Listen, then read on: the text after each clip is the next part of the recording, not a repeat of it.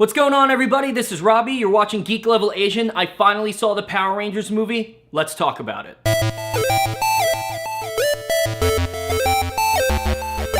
So I'm going to do this video in a few different parts, and the beginning of the video is going to be very general. As we go on, I'm going to get a little bit more specific, and then towards the end, it's just going to be spoiler mania. So if you haven't already seen the movie, you might not want to watch the video all the way through. And if you do decide that you can't watch the full video, I have a bunch of other videos that you can watch. So some of you might have already seen my first episode where I expressed my thoughts and opinions on what I saw about the Power Rangers movie when they released pictures of the Rangers, when they released the pictures of the Zords, and when the trailers came out. Now, after seeing the movie, I've realized some things were actually a lot better than I thought they were going to be, and some things were exactly how I thought they were going to be. Now, if someone walked up to me and said, "Hey, what did you think of the movie?" and I can only give a thumbs up or a thumbs down, I would have to say thumbs up. It was good. It really wasn't a bad movie. I'm going to say that again.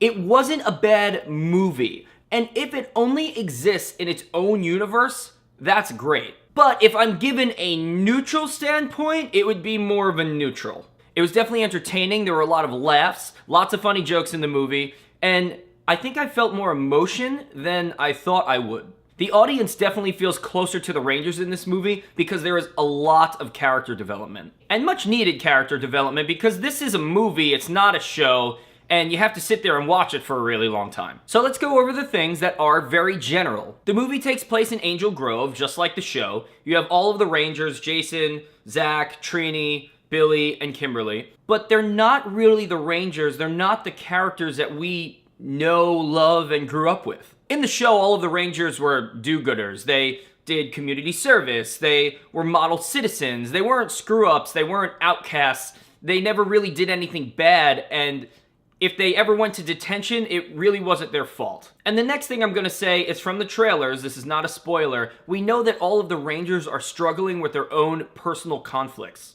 At some point in the movie, the Rangers obviously all meet each other, they become the Power Rangers, they have to fight Rita Repulsa's monsters and save the day. Like the show. So now here's where I'm going to get a little bit more specific. I will be the first one to say that I was a little skeptical on what the acting style was going to be in this film. I didn't know if it was going to be extremely serious or extremely corny in a movie and it would just look bad. Because if you think about it, I mean, this is based on a television show that was made for children, so a lot of the acting is very corny, and it was supposed to be. Because it was made for children, and we don't really need extremely dramatic performances from the actors in a children's show. But I don't think that I'm speaking for myself when I say that I am pleasantly surprised with the cast. I think everyone put on a really good performance in capturing the nostalgia and the characters that we already know and turning it into their own thing and being able to make it believable for us. And I do love that we got to learn a little bit more about these characters that we grew up with,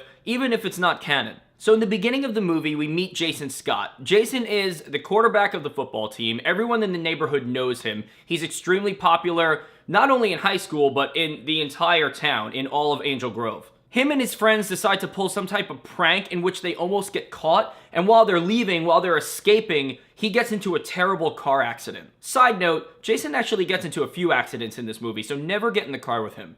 But again, nothing that I'm saying is a spoiler. This is all shown in the trailer. So obviously, as a result of this prank, Jason gets in trouble and he has to go to detention.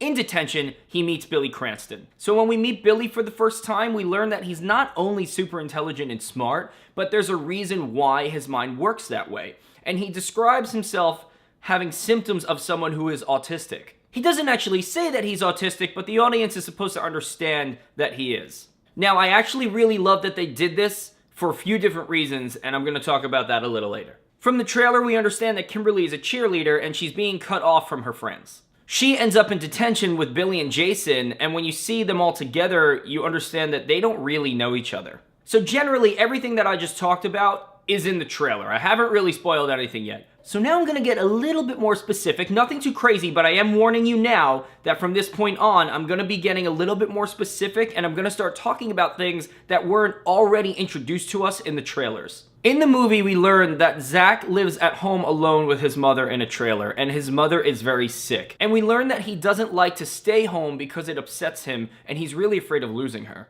Trini, in a lot of ways, is a Lone Ranger. Pun intended. But we learn that she's new at school, her family moves around a lot, she doesn't really ever get to know a lot of people that well, and she almost prefers it that way. So now that I've mentioned who all of the Rangers are, I want to talk about why I actually like that they did this, why I like that they made the characters very different from the show. I thought that I was gonna hate this. I thought that I was really gonna hate the fact that they're not like the characters that I knew. Because I really didn't want this to be a redemption movie, like, oh, we're just a bunch of screw-ups and the only thing good in our lives is becoming a ranger and now we're all okay. But it really isn't that, and in context, after watching the movie, it's really about a lot more. They really do play on that "Together we are more" slogan. Yeah, they are a bunch of outcasts, but the movie really isn't about them redeeming themselves. It's about them becoming friends, becoming a family, and needing one another, and taking care of each other. And that is something that I really liked, because it gave more depth to the Rangers. It gave them a reason to even become a team and work together. Because in the show, Zordon just tells Alpha, recruit a team of teenagers with attitude. They beam up the Rangers, they get teleported to the command center, and then all of a sudden, hey, you guys are the Power Rangers now. They get their morphers, they're able to morph immediately, and all of a sudden, they're a team. Now, obviously, again, it's a children's television show, and they just don't have time for all of the character development. So, I get it. But the fact of the matter is, since we were given a movie and there was time to do some character development, not only did they do it, but I think they did it really well. And obviously they wanted to put in a great deal of character development because the audience really needs to believe that these teenagers are coming together to form a team for a real reason. And that reason is, yes, to save the world, but it's also because they do need each other. Now, there are a lot of funny jokes in the movie. I did laugh a few times. I don't want to spoil the jokes for you because then they won't be funny when you see it. They did a really good job at picking and taking from teen movie classics and making it relatable in a Power Rangers universe. There's a lot of scenes in this movie that are very reminiscent of The Breakfast Club, which is about 5 teenagers who are troubled and they're outcasts and they need to come together, and when they do, they learn that there's more to them than meets the eye. Transformers pun. And now that I've seen the movie, I definitely think that they picked the right actors. I was afraid going into it that looking at different faces would just disconnect it for me, and it just wouldn't feel like a Power Rangers movie, but it definitely did. While I was watching it, I did feel like these are the Rangers that I know already. Although we're learning a bunch of new stuff about them, and it's not exactly the same as the show, I felt like it was recognizable, and that was great. Now, moving on, of course, there were things that I didn't really enjoy, and I want to mention a few of those things now. Now, in my first video, I expressed that I didn't really like the suits. I thought that while I was watching the movie, I would say something like, hey, you know what? They're really not that bad. But I still don't really like them for a few different reasons. A, I still don't like that the helmets don't portray the prehistoric animal that Ranger's supposed to represent. The Zords look like prehistoric animals, but the helmets don't. And I'm sorry, a lot of people have tried to explain to me why, but it still just doesn't make sense to me. B, after they morph and they become Rangers, during the fighting sequences, the suits don't look so bad because everything's moving so fast. But when they actually show the Rangers in their Zords and the helmets are open, when they zoom in close, all of the helmets and the rest of the armor looks like plastic. It looks like plastic with a laminate over it. Now, a lot of people are going to say, oh, well, on the show they had spandex. Is spandex really any better? First of all, yes, because that's what Power Rangers originally was. And when I think of a Power Ranger, I think of that type of suit. Take one look at Black Panther from the Avengers. That suit is awesome, and he doesn't have a bunch of armor that bulks him up, and he doesn't need a bunch of armor because the suit itself protects him. So again, still not a very big fan of the suits. C, I think Bryan Cranston was a perfect casting for Zordon, and I'm glad that they brought him back and he's part of Power Rangers again. But the way that they wrote Zordon in was a little strange, because this movie Zordon is definitely very different from the Zordon that I remember. I remember Zordon being a mentor that represented everything that was good, and he used his wisdom to help the Rangers get through what they needed to get through. In the movie, Zordon has a lot of human-like qualities, and one of those is selfishness. Now, I talked to a few of my friends about this, of why they would have wrote Zordon in like that, and I understand their point of view, but while I was watching the movie, I almost didn't like Zordon, and that's kind of weird. Alright guys, it is now spoiler time. I'm going to start getting very specific about things that I liked and about things that I didn't like. So if you haven't seen the movie, I suggest you stop watching. And like I said earlier, if you do have to stop watching, feel free to watch any of my other videos. So first, I want to talk about the specific good.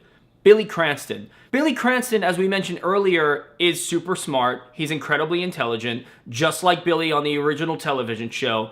But there's a reason why, and it's because his mind works differently than everyone else's. In the beginning of the movie, Billy and Jason are having a conversation, and during it, Jason makes a joke. Billy then tells Jason, I don't really understand the joke because my mind doesn't work the same way as everyone else's. And that is when the audience starts to understand that Billy is autistic. And what I liked about that is that this was a very big part of the storyline. Alpha and Zordon have spent a really long time trying to find the Zeo Crystal, and they might have some type of general idea where it is, but Billy is able to look at what they already have and what they already know, and he's able to triangulate the specific location of the Zeo Crystal, and this drives the plot along. Now, I had already read before I saw the movie that Billy was going to be autistic. And when I read that, I thought, hey, that's great. Power Rangers is going to reach a larger audience and be relatable to more people. And at the time, I thought, hey, that's just what they're doing, but they actually wrote that into the storyline so that it drives the movie along. Wasn't expecting that?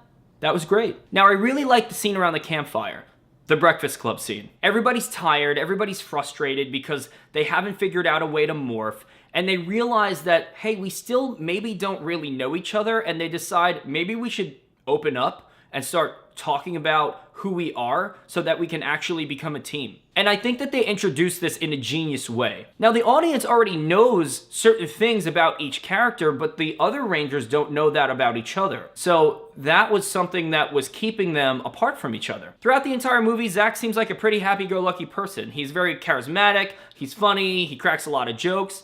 He starts the conversation by cracking a joke, like Zach would, and say, hi, my name is Zach, and I'm a Power Ranger. And everybody laughs, and they say, hi, Zach, just like in an AA meeting. But in this scene, it's the first time that he tells the other Rangers that his mom is very sick, and that it's worrying him a lot, and he's so afraid of losing her. And he lets them know that if that happens, they're the only family that he has. When it comes to being a team, this is a bonding moment. This is a friends moment.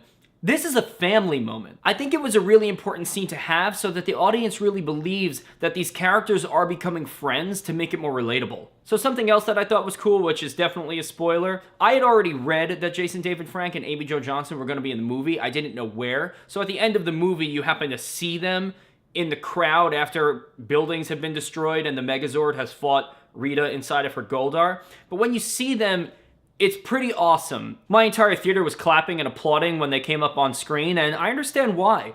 Power Rangers has come a really long way, and it's really awesome to see how much it's evolved and how much it means to so many people everywhere. So now I'm going to talk about some things that I didn't really like that are also considered spoilers. The writers had a really great opportunity to bring in Bulk and Skull. You wrote in a scene that when Jason meets Billy, Billy is getting picked on by bullies. Why were those bullies not Bulk and Skull? I just thought that that would have been a great opportunity to bring in two characters that were a very big part of the show. Bulk and Skull outlived some of the actual Rangers when it comes to how many seasons that they were involved with. So the next thing that I didn't really love was Rita being the original Green Ranger. And the reason is, when we meet Rita, she has this really evil look and this really evil voice. Now, we're supposed to go under the impression that Rita was the Green Ranger on Zordon's team, where he was the Red Ranger. When they were a team, did she always speak like that? And when she confronts Trini in her room, she takes out her green armor for the first time.